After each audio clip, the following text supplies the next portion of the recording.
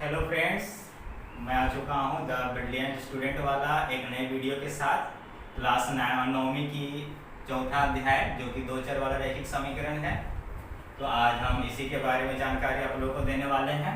तो सबसे हम ये जो अभी वीडियो आपको दिखा रहे हैं इसको आप लोग ध्यान से देखें और सारी महत्वपूर्ण बातों को अपने कॉपी में जरूर से नोट कर लें। ये आपके एग्जाम की दृष्टि से बहुत ही महत्वपूर्ण है। सारे ऑब्जेक्टिव क्वेश्चन यहीं से आने हैं। तो चलिए स्टार्ट करते हैं देरी किए बिना। और जो अभी तक मेरे चैनल को सब्सक्राइब नहीं किए हैं वो जरूर सब्सक्राइब कर लें, क्योंकि अब बहुत जल्दी आपकी 9वीं क्लास की पढ़ाई शुरू होने वाली है। और साथ ही इसमें एग्जाम से रिलेटेड सारे महत्वपूर्ण क्वेश्चन आपको बताए जा रहे हैं, तो आपको इसको नोट करना बहुत ज़रूरी है ताकि आपको अच्छे मार्क्स आएँ। क्योंकि 9वीं क्लास में आपकी दोबारा सप्लीमेंट्री एग्जाम नहीं होनी है, एक तरह से आपके लिए बहुत हार्ड एग्जाम है।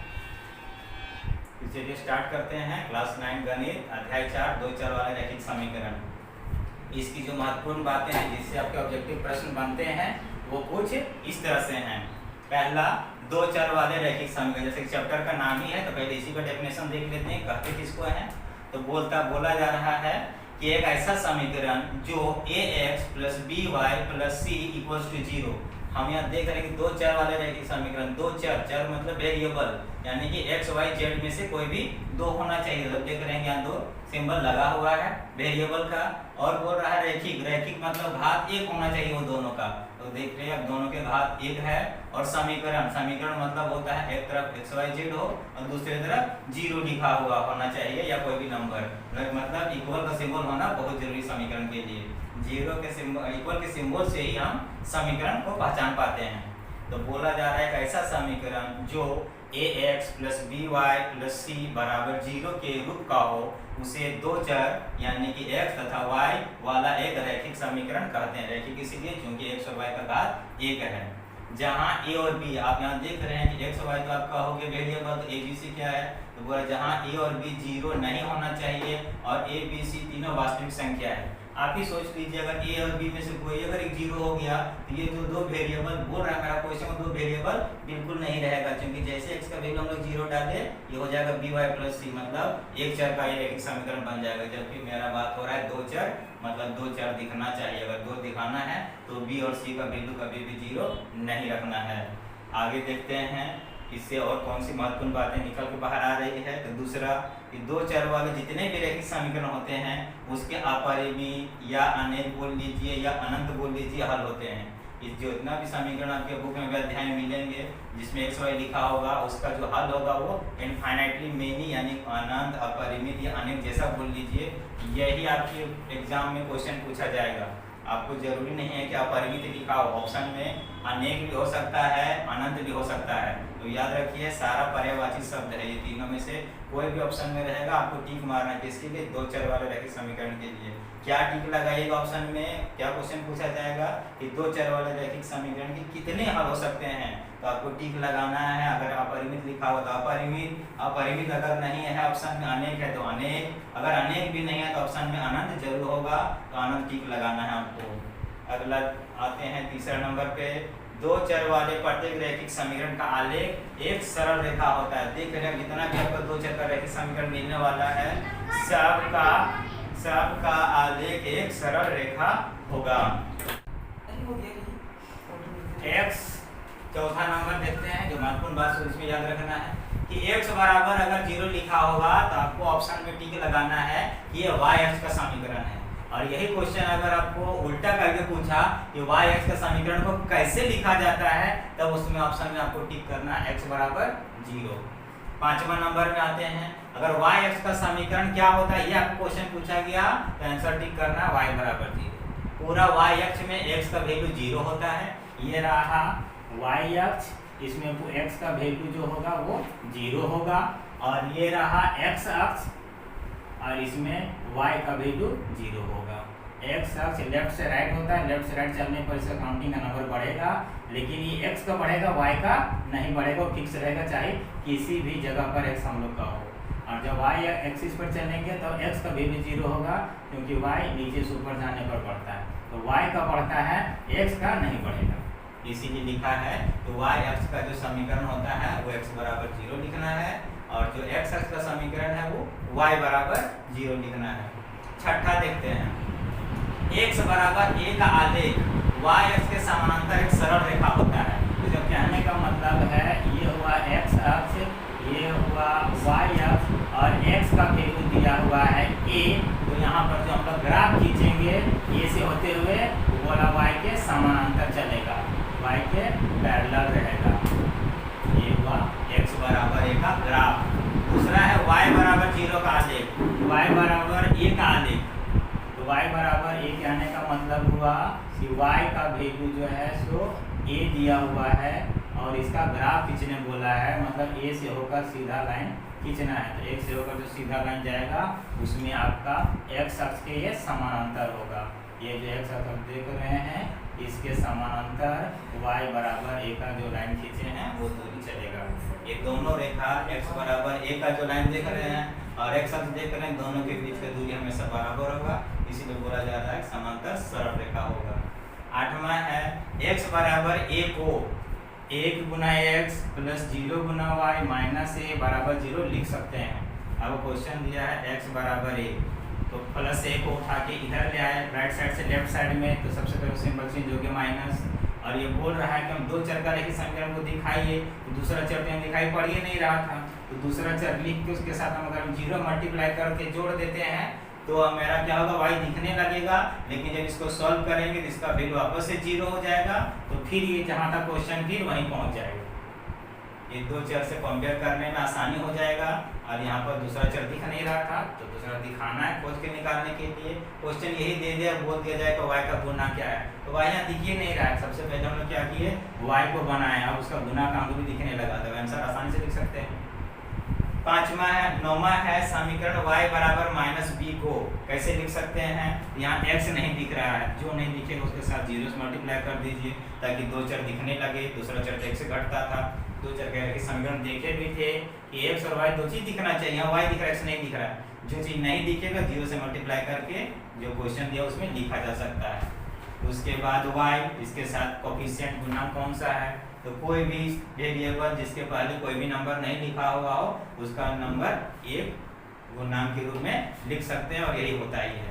माइनस बी को बराबर की इधर लाए राइट साइड से लेफ्ट साइड में उठा के, तो सिंबल चेंज हो गया, प्लस बी हो गया और राइट साइड 0 हो गया। तो इस तरह के क्वेश्चन को ऐसे लिखा जा सकता है। और तब इसका गुणांक पूछा जाए कि y का कितना होगा तो बता सकते हैं 1, फिर से पूछ देगा x का गुणांक क्या होगा तब बोल सकते हैं 0, फिर पूछा जाएगा c का वैल्यू मतलब अचर वैल्यू कांस्टेंट कौन सा है तब उसमें बोलेंगे प्लस b।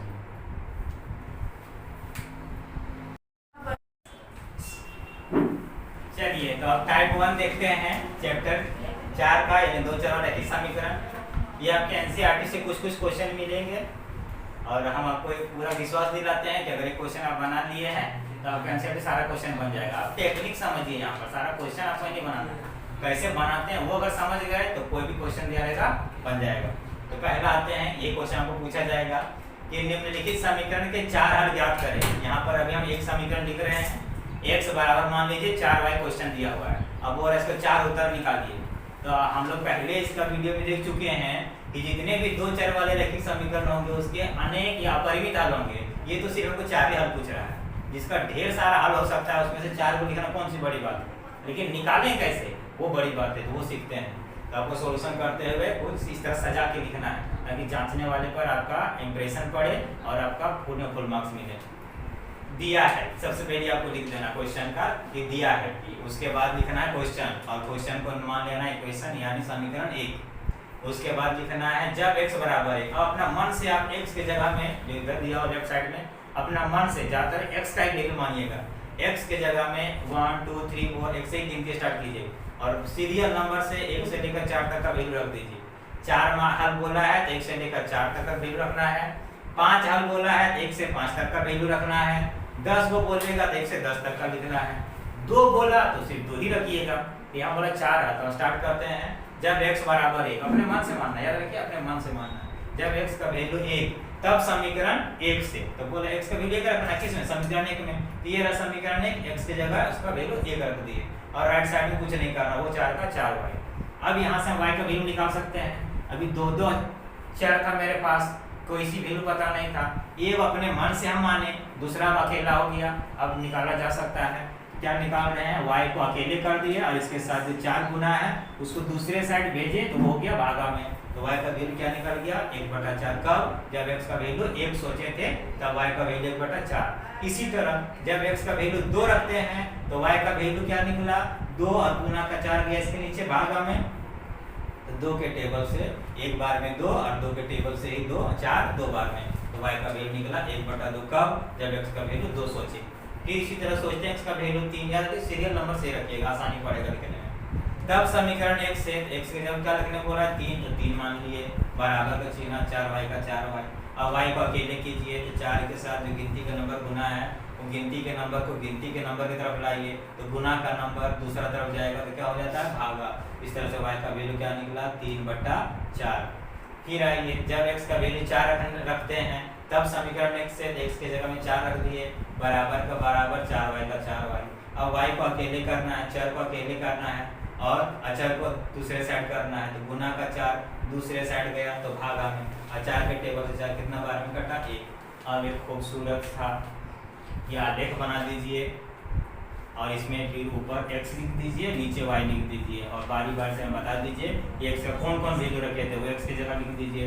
x की जगह रखे थे 1 बार 1, फिर उसी x की जगह रखे थे 1 बार 2, फिर इसी x की जगह रखे थे 1 बार 3, फिर इसी x की जगह में 1 बार 4। जगह 4 रखे हुए हैं तब उसके नीचे y का वैल्यू रखिए कि जब 1 रखे थे तो y कितना मिला, तो जब 1 रखे तो y का वैल्यू 1/4 मिला। जब x का वैल्यू 2 रखे थे तो y कितना मिला, तो y 1/2 मिला। जब x का वैल्यू 3 रखे तब y कितना मिला, तो y 3/4 मिला। जब x का वैल्यू 4 रखे तब y कितना मिला, जब 4 रखे तो y का वैल्यू मिला 1। इस तरह से अगर दोस्तों आप बनाते हैं तो आपका एक भी नंबर कभी नहीं कटेगा। चाहे आप स्कूल में सब्जेक्टिव लंबा बना के दिखा रहे हैं या अपने फाइनल एग्जाम में इसका ऑब्जेक्टिव आएगा तो उसका कैलकुलेशन कर रहे हैं, बहुत आसानी से कैलकुलेट कर लीजिएगा, पेन लगाने की भी जरूरत नहीं पड़ेगा। चलो फ्रेंड्स, कुछ क्वेश्चन आपको हम बनाने के लिए यहाँ पर दे रहे हैं।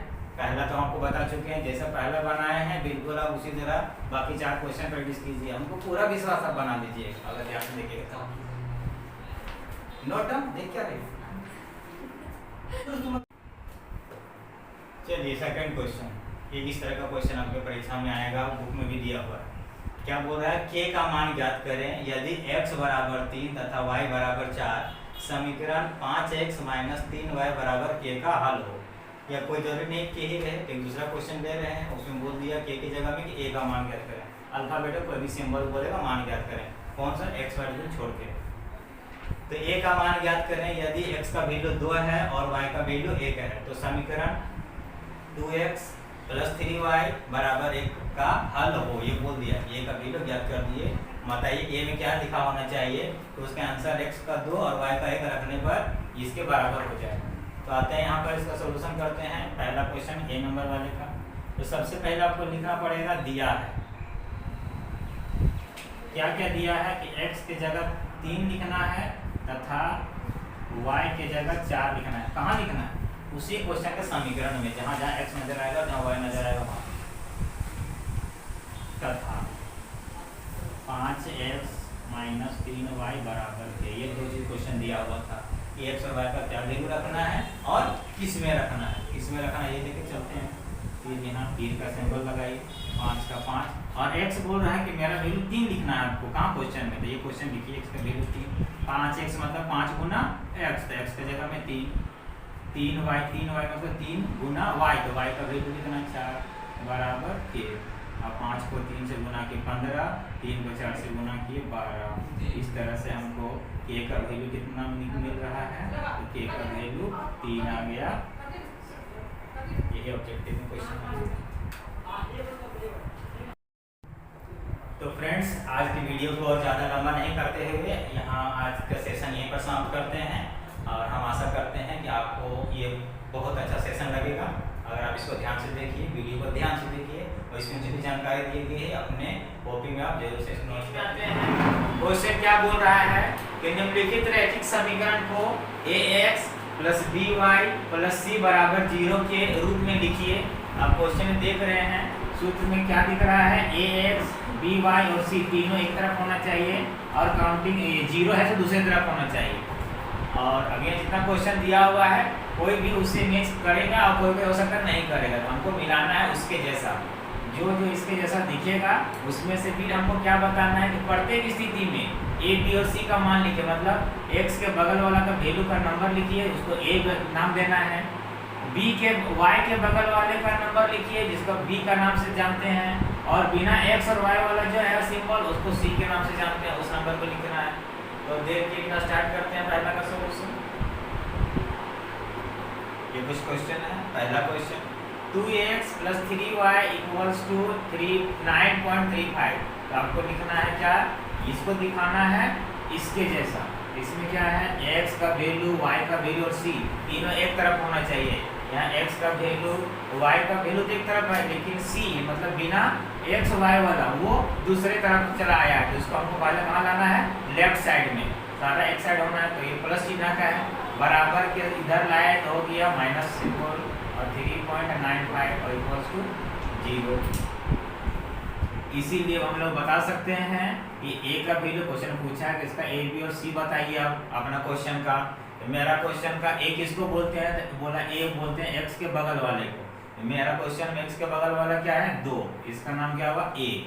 फिर बोला बी का वैल्यू बताइए, तो बी किसको बोलते हैं अपना क्वेश्चन में वाई के बगल वाले गुणनांक को। तो बी का बगल वाला गुणनांक कितना है, 3। उसके बाद बोला सी बताइए, सी किसको बोलते हैं बिना एक्स वाई वाला। तो बिना एक्स वाई वाला कौन सा नंबर है, उसका सिंबल सहित लिखना। तो सिंबल है -9.35 का बाद। ये हो गया हमारा आंसर। दूसरा क्वेश्चन में आते हैं।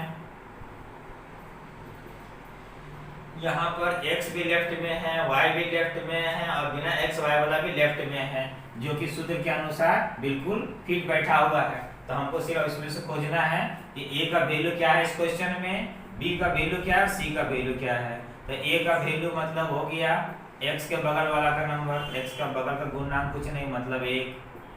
उसके बाद b का वैल्यू लिखना है, b बोलते हैं y के गुणनांक को। तो y का गुणनांक क्या है, तो y का गुणनांक हो गया माइनस का सिंबल, ऊपर 1 कुछ नहीं मतलब 1 जैसे हम लिखे थे, और नीचे 5। फिर है c का वैल्यू, तो c बोलते हैं बिना x y वाला काउंटिंग का नंबर जो लिखा हुआ है इक्वेशन में, तो कौन सा नंबर लिखा हुआ है, तो -10।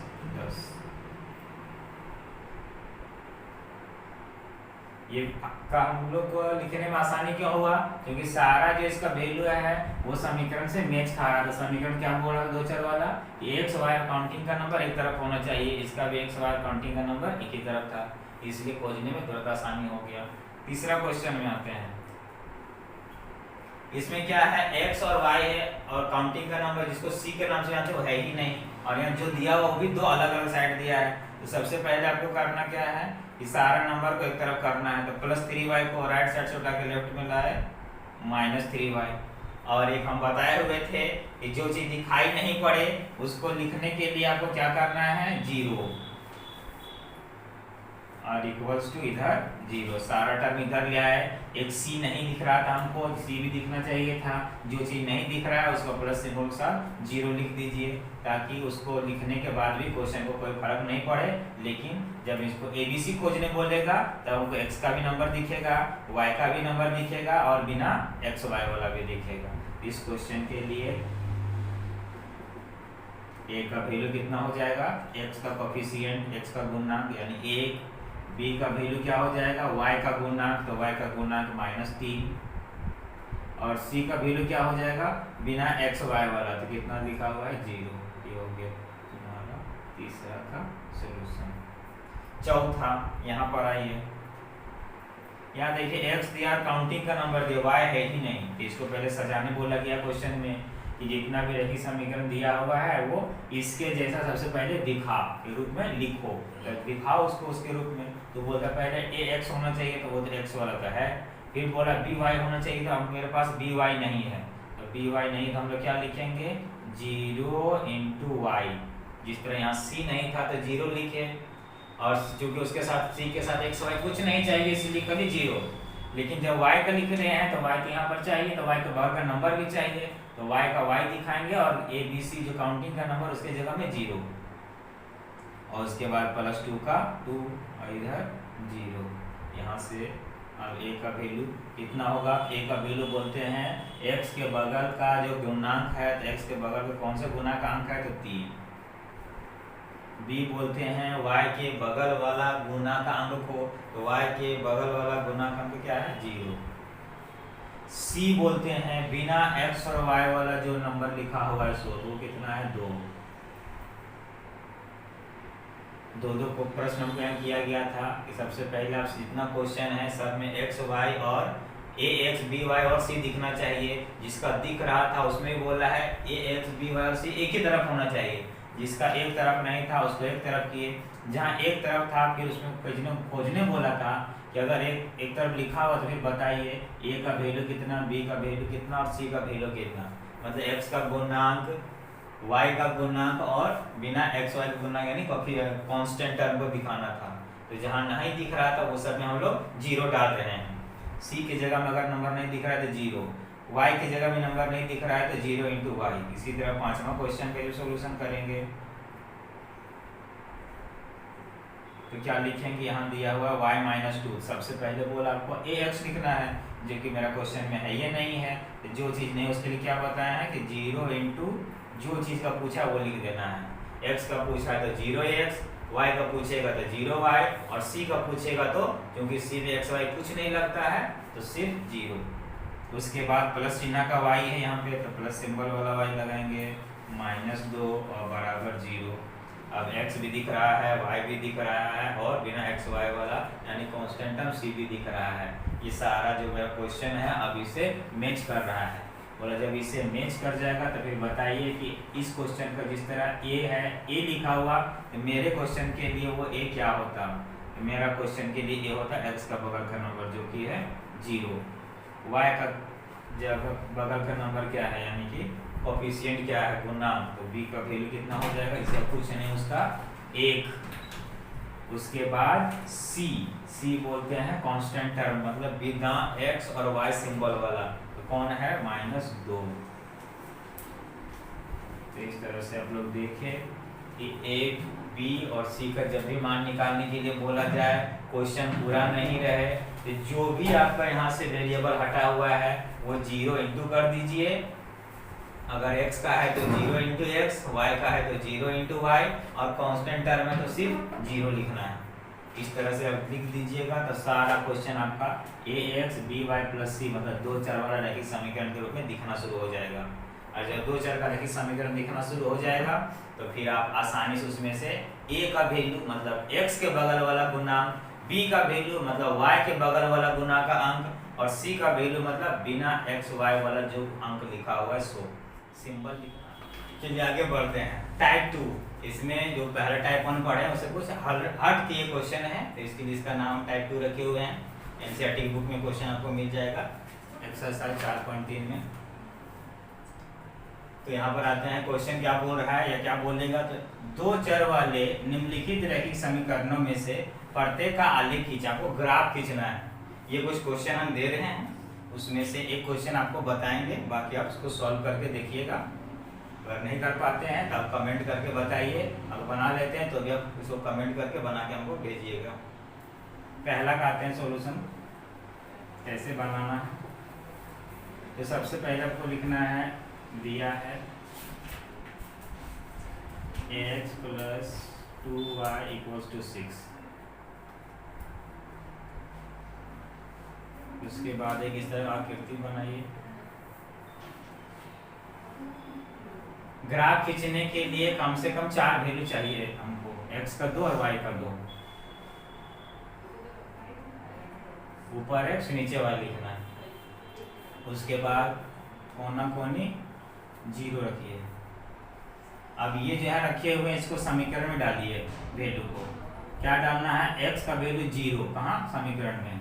तो x का वैल्यू रखे 0, तो 0 जोड़ 2y मतलब 2y खाली, क्योंकि 0 ना जुड़ता है ना घटता है, कोई मतलब नहीं है। तो कितना हो जाएगा? 2y = 6।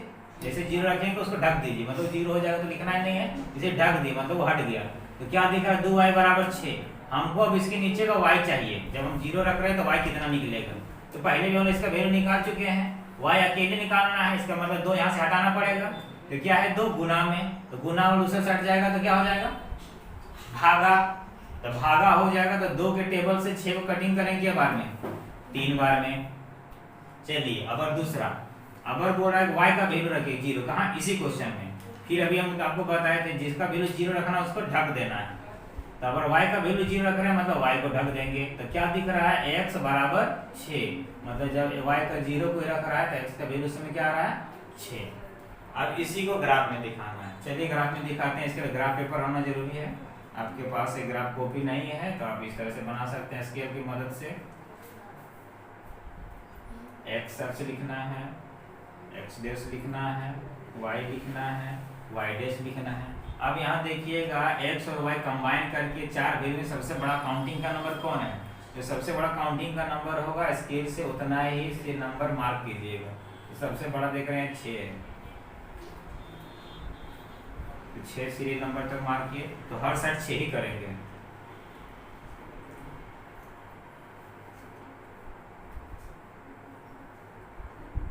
नीचे 2 3 4 5 6 देखिए माइनस में, क्योंकि हम लोग पढ़ चुके निर्देशांक ज्यामिति में कि जब हम लोग निर्देशांक ज्यामिति के लिए x और y खींचते हैं तो y का वैल्यू ऊपर चलने पर प्लस होता है और नीचे चलने पर माइनस होता है, कहाँ, सेंटर से। और ये संख्या रेखा बोलते हैं x और x डैश को। तो संख्या रेखा में 0 से दाहिना और सब प्लस और बाएं साइड सब माइनस का काउंटिंग होता है।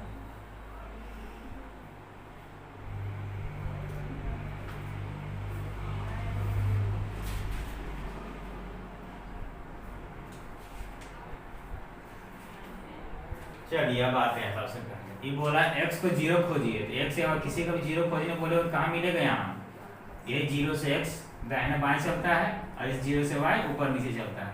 तो x का 0 खोजने बोला तो वो 0 कौन हुआ, यहाँ। इसको बोला y का 3 तक ले जाइए लाइन खींचते हुए, तो y का 3 तक इसको सीधा कर दें, कहाँ मिलेगा, यहाँ। इसका नाम दे दीजिए a और x का वैल्यू कितना 0 और y का वैल्यू कितना 3। ये निर्देशांक ज्यामिति चैप्टर 3 में पढ़ चुके हैं। दूसरा आइए, अगर y का 0, y वाला 0 कहाँ मिलेगा, जहाँ x का 0 y का 0 वही है, क्योंकि मूल बिंदु पर ही निर्देशांक x और y का 0 0 होता है। तो y यहाँ, इसको कहाँ तक ले जाना है, x के 6 तक। x का 6 किधर बढ़ेगा, प्लस का x 6 किधर मिलेगा, राइट साइड में। इसका नाम दीजिए बिंदु B और इसका निर्देशांक लिखिए x का वैल्यू 6 और पूरा x अक्ष में y का वैल्यू 0। अब ये दोनों लाइन को मिला दीजिए स्केल की सहायता से।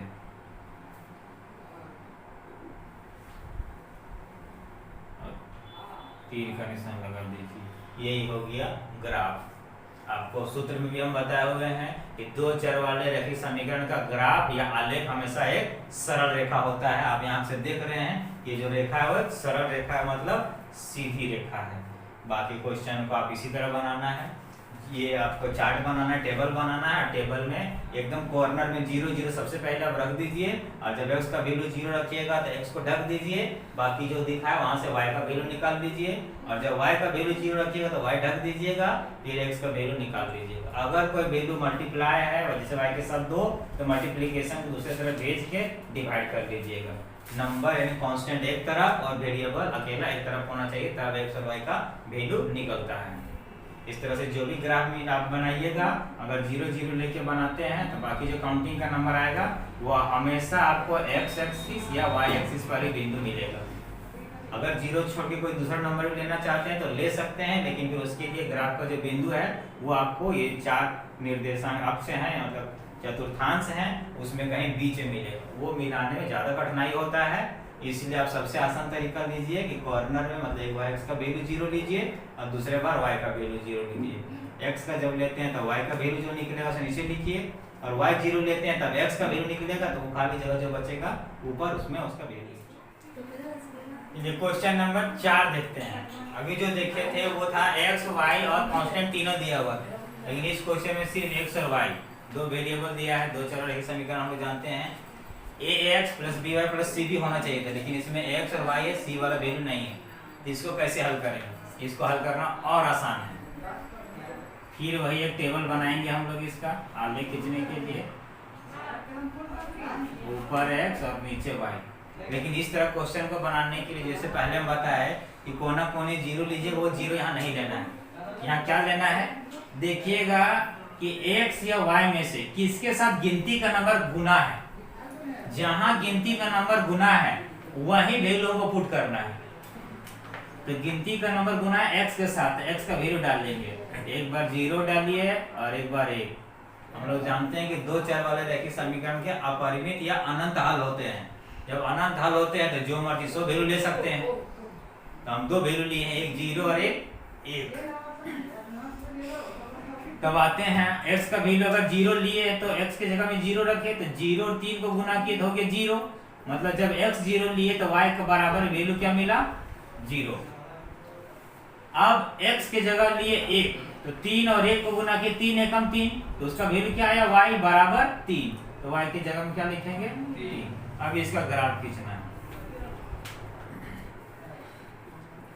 x y x dash y dash. फिर हम बोले थे कि मैक्सिमम कौन सा काउंटिंग का नंबर उतना तक लाइन खींचना है।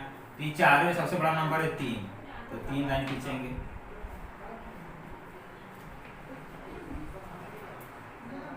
1 2 3 minus 1 2 3 minus 1 minus 2 minus 3 minus 1 minus 2 minus. आई यहाँ पर ग्राफ में बोला है x का 0 y का 0। मान लेते हैं इसका बिंदु का नाम हम a डालेंगे और a में x का वैल्यू 0 रखना है और y का 0। इसका मान लेते हैं बिंदु का नाम b देंगे तो यहाँ x का वैल्यू 1 लिखना है और y का वैल्यू 3। अब खोजते हैं a 0 और x 0 और y 0 कहाँ होगा। हम लोग जानते हैं x 0 y 0 दोनों होता है मूल बिंदु पर। मतलब यहाँ दोनों अक्ष x और y कटता है, कटान बिंदु इसको मूल बिंदु बोलते हैं। वहीं पर वैल्यू निर्देशांक 0 0 होता है। तो इसी का नाम हो गया a, इस बिंदु का नाम हो गया a और इसका निर्देशांक हो गया 0 0। दूसरा और b खोजना है। वहाँ क्या खोजना है x का 1। तो x का 1 कौन है यहाँ पर। इसको बोला है कि 3 तक ले जाना, x का 1 को y का 3 तक। ये रहा x का 1, इसको y के 3 तक ले जाइए तो परपेंडिकुलर 90 डिग्री सीधा ऊपर y की तरफ 3। टेढ़ा करके 3 नहीं ले जाना, तो सीधा जाना चाहिए 3 के बराबर जहाँ दिखेगा वो। तो ये 3 के बराबर में कहाँ दिख रहा है यहाँ पर। इसका नाम हो गया b। इसका निर्देशांक क्या होगा। निर्देशांक पहले x का वैल्यू लिखते हैं। इस बिंदु का x का वैल्यू कितना 1 और y का वैल्यू उसके बाद y का वैल्यू कितना 3। अब यही दोनों बिंदु को मिला देना है।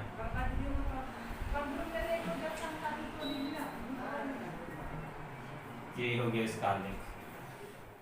छठा क्वेश्चन 6 नंबर देखते हैं जहाँ दो वेरिएबल नहीं है, सिर्फ एक ही वेरिएबल x। इसका ग्राफ कैसे खींचते हैं। तो अभी हम लोग देखें जहाँ दो वेरिएबल रहता है वहाँ पर एक टेबल बनाना पड़ता है और उसका 4 वैल्यू निकालना पड़ता है। वैल्यू निकालने के लिए हम बताए थे कि जहाँ x y और काउंटिंग का नंबर मतलब ax प्लस by प्लस 6 इस फॉर्म में रहे तो वहाँ कोना कोनी 0 रखने बोले थे। फिर दूसरा टाइप में आए कि x और y ही रहे, काउंटिंग का नंबर नहीं रहे। तो वैसी स्थिति में बोले थे टेबल तो बनाएंगे लेकिन जो वैल्यू रखेंगे वो उसका रखेंगे जिस वेरिएबल यानी x या y में से जिसके साथ काउंटिंग का नंबर गुना होगा। तभी इसके पहले जो क्वेश्चन देखे 4 नंबर में उसमें x के साथ गुना था तो x का वैल्यू रख रहे थे। क्या लिखा 3x। तो x को हम एक बार 0 एक बार 1 ले रहे थे। अब है x बराबर 4। इसका देखते हैं। इसका ग्राफ बड़ा ही सिंपल, इसके लिए कोई टेबल बनाने की जरूरत नहीं है। इसके लिए खाली एक ग्राफ ड्रॉ करना है निर्देशांक ज्यामिति के अनुसार। x axis x dash y axis y dash. ये हो गया 0 और सबसे बड़ा नंबर कौन है कि भाई ये 4। तो इसको 4 के बराबर में डिवाइड कर दीजिए।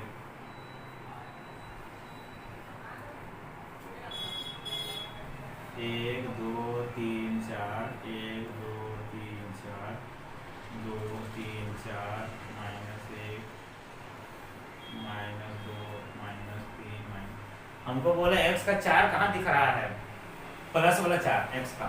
x का 2 वैल्यू होता है इधर और एक होता है इधर, लेकिन हमको बोला प्लस का तो प्लस का वैल्यू मिलता है राइट साइड में। कितना बोला 4। ये ताकि दे दिए यही हो गया x बराबर 4। यहाँ पर बोला ग्राफ खींचिए तो 4 ग्राफ कैसे होगा। तो आपको सूत्र में बताए हैं कि जब x बराबर जब एक ग्राफ खींचना है x ग्राफ खींचने बोलेगा तो y की तरफ खींचना है। एक इधर जाएगा एक इधर जाएगा। ये हुआ x बराबर 4 का ग्राफ। सबसे आसान है। और आज का सेशन यही समाप्त करते हैं।